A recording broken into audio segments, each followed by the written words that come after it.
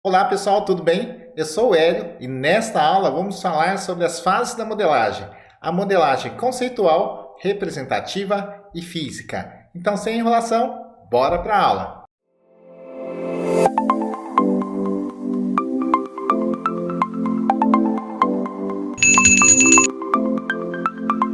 Estamos aqui na nossa terceira aula do curso de modelagem de dados. Antes de mais nada, vamos resolver o desafio que deixei lá na aula passada. Uma dica importante é que muitas entidades podem ser identificadas no próprio enunciado. Por quê? Porque lá possui as informações relevantes, da mesma forma que o levantamento de dados, para identificar as entidades. Então, bora lá! Identificar as entidades para realizar o controle de chamadas de alunos de várias disciplinas de uma escola. Realizar chamadas, presta atenção. Uma chamada o professor realiza em todas as aulas. Então, é um procedimento que se repete da mesma maneira. Isso é uma entidade, tá? Então, eu tenho aqui a entidade chamada. Para realizar a chamada, o professor tem que informar a data, a hora, conteúdo e a presença. Então, a entidade é isso, pessoal. Representa a estrutura de um processo ou de um objeto que se repete várias vezes no sistema, ok? A chamada eu realizo de quem? De alunos, tá? Então, eu tenho a entidade aluno, que possui o RA, nome, endereço e CPF. O aluno está matriculado em uma disciplina, a chamada é de uma disciplina. A disciplina possui o código, nome, carga horária e a ementa.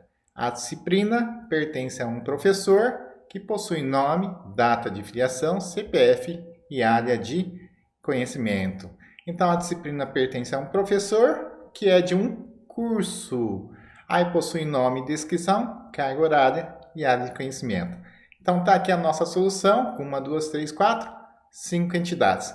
Caso o seu esteja diferente, não significa que está errado. Há vários caminhos para se chegar a uma solução, tá? O que pode se fazer na vida real é, diante da solução que você elaborou, validar com o cliente se é isso realmente que ele precisa. Ok? Então, bora para a aula de hoje. E hoje vamos falar sobre as fases da modelagem, conceitual, representativo e físico. Em algumas literaturas, ao invés de representativo, está o lógico, que segue mais ou menos o mesmo conceito. O modelo conceitual é de alto nível de compreensão em relação ao usuário final, que não é especialista em computação, em desenvolvimento de software. O modelo físico é de baixo nível de compreensão e entre esses dois está um meio termo, que é o modelo representativo. O modelo conceitual não depende de uma tecnologia específica. O objetivo é entender o projeto, identificar os dados e seus relacionamentos. Para isso, o foco é o usuário, não a tecnologia. E como ele não tem relação com a tecnologia, não tem regras rígidas, o que torna ele fácil de fazer e compreender. Na vida acadêmica, é ideal para os alunos que estão aprendendo e na profissional pode ser utilizado para validar a solução que você está desenvolvendo. Já o modelo físico é totalmente oposto. Ele é modelado conforme uma tecnologia específica. Para esse sistema, eu escolhi o banco de dados Oracle, Postgre, MySQL. Então, de acordo com a sua escolha, você faz essa modelagem física conforme as regras desse fornecedor. Possui muitos detalhes de implementação. O foco é o programador.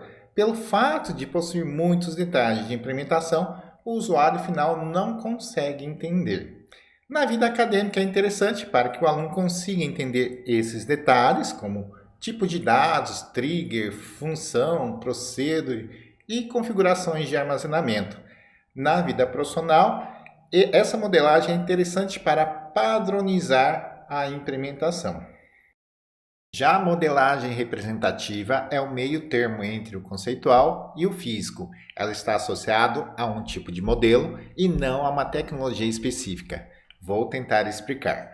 Hoje em dia, há diversas soluções de banco de dados. Essas soluções estão categorizadas em tipos de modelos de banco de dados. Por exemplo, hoje nós temos o tipo de modelo relacional, que é o foco deste curso e é mais utilizado no mercado, o modelo documental, chave-valor e diversos outros. Cada tipo de modelo possui sua própria forma de trabalhar, por vantagens e desvantagens. Assim, cada uma tem um conjunto de regras nos quais os fornecedores se baseiam para desenvolver a solução. Uma grande vantagem do modelo representativo é que você já pode pensar na estruturação de dados conforme o conjunto de regras do tipo do modelo, mas sem se apegar a uma tecnologia. Por exemplo, no nosso caso, vamos escolher o tipo de modelo relacional, mas não vamos definir se vai ser Oracle, PostgreSQL, MySQL ou diversos outros. O modelo representativo é a mais praticada no meio acadêmico e, se não for a única, a mais utilizada entre os profissionais. Vamos ver um exemplo prático para entender melhor? Vamos fazer a modelagem dos dados conceitual para um cadastro de cliente. O primeiro passo é identificar as entidades.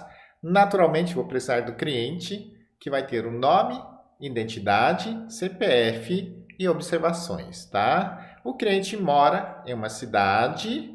A cidade possui um nome e status.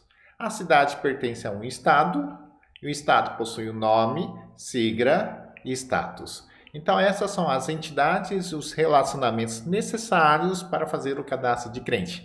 Reparem que na modelagem conceitual, as entidades são representadas em um retângulo, onde eu tenho cliente, cidade e estado, e as características de cada entidade é representada em uma elipse.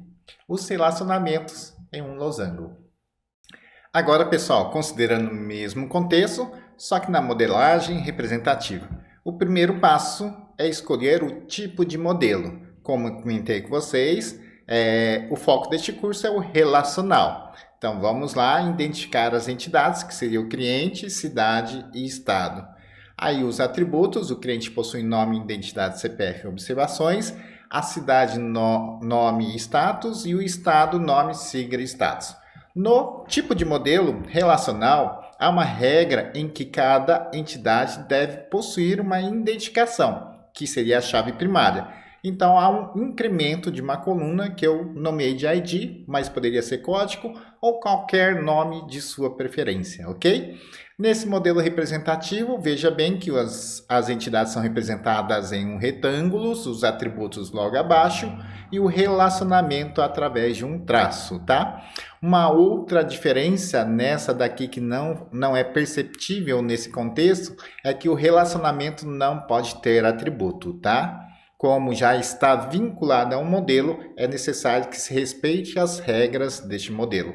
Naturalmente, o diagrama vai variar conforme o modelo que você escolher. Já na modelagem física, pessoal, você já tem que determinar um banco de dados específico. Vai ser Oracle, PostgreSQL, MySQL. Então, neste caso aqui, eu escolhi o MySQL. Então, vocês podem reparar que além das entidades, os atributos e os relacionamentos, há também o tipo da coluna de cada um, conforme o banco que você escolheu. Além disso, você tem que determinar a parte da programação do banco, como vai ser as triggers, procedures e as funções, e as configurações de armazenamento, como por exemplo o tamanho da página. Eu coloquei aqui, pessoal, as 3 modelagens para vocês compararem. Na primeira, a modelagem conceitual, onde você não se apega a um modelo ou uma tecnologia. Na segunda, onde você tem que respeitar as regras do modelo que você escolher. E na terceira, de um banco de dados específico. Bom, o que acontece de fato, pelo menos na minha opinião, em grande parte das empresas? 90% do mercado de trabalho utiliza o modelo relacional. Assim, em grande parte dos programadores, ao invés de fazer a primeira fase para fazer a segunda, já vai direto na segunda, o modelo representativo. Como não possui muitos detalhes de implementação, ela é fácil de ser realizada pelo analista e é fácil de ser compreendida pelo usuário final. A terceira fase, a modelagem física, é necessário ter informações detalhadas de implementação de um banco de dados específico, o que dá muito trabalho de fazer, mais até do que o script de implementação, aquele que possui os comandos para a criação da base de dados, tabelas, triggers, procedures e assim por diante. Então, no final das contas, o que acontece? Geralmente, grande parte dos programadores adotam somente a modelagem representativa. E chegamos no final da nossa aula. Espero que tenham gostado e entendido a diferença entre as 3 modelagens. Caso tiverem dúvidas, críticas, sugestões ou elogios, deixem aqui no comentário. Um grande abraço a todos!